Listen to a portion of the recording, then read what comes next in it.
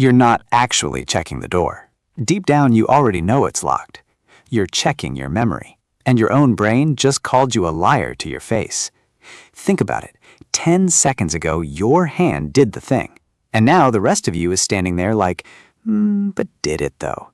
Like your own hand is that one friend who's a little unreliable, and you just don't fully trust their story anymore. You wouldn't believe a friend who kept going, I think so, probably, maybe, but that's literally you right now. That's your own internal witness statement. If a cop asked where you were at 9 p.m., you'd go, I think I was home? You'd confess to a crime in a country you've never even been to, just to make the question stop. But here's the plot twist. It was never about the door. It never was. It's about attention. When you locked it the first time, your brain was somewhere else. Dinner, a text, whatever unhinged thing your coworker said. The action happened. Nobody was home to actually witness it. So instead of a memory, you get nothing. A blank spot.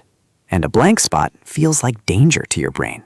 So it does what it always does with danger. It panics and sends you right back. Here's where it gets actually unhinged though.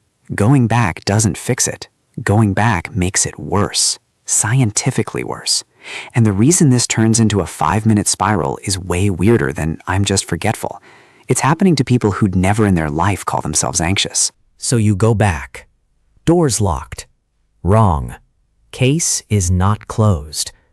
Because that check also happened on autopilot. You were already annoyed, already thinking, this is so stupid. So now you've got a second blurry memory to not trust either. You didn't solve the problem. You cloned it. You just built a haunted house. And congrats, you're the ghost now. There's an actual name for this, memory distrust, and the study behind it is genuinely wild. People checked a stove over and over, and the more they checked it, the less vivid and less trustworthy each check felt afterward. Checking doesn't build confidence, it erodes it, kind of like staring at a word so long it stops looking like a real word.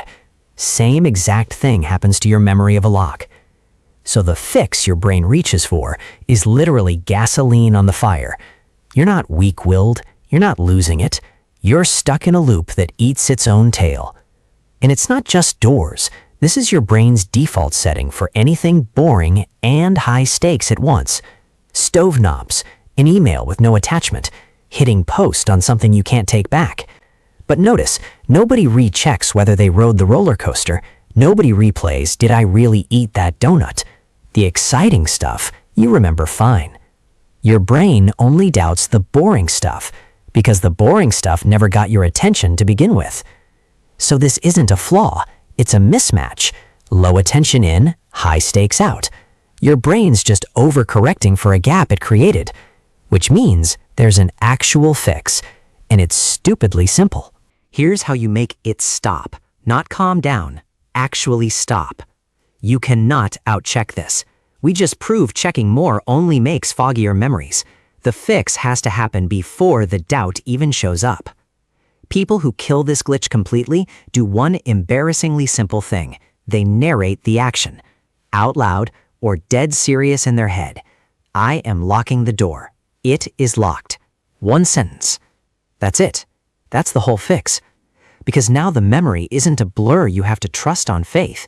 It's tagged, language, intention, a moment you were actually there for.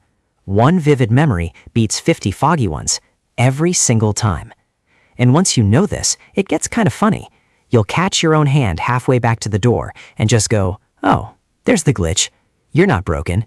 You're a slightly distracted animal running on autopilot, same as every human who's ever locked a door and doubted it. So next time, don't fight it. Don't spiral.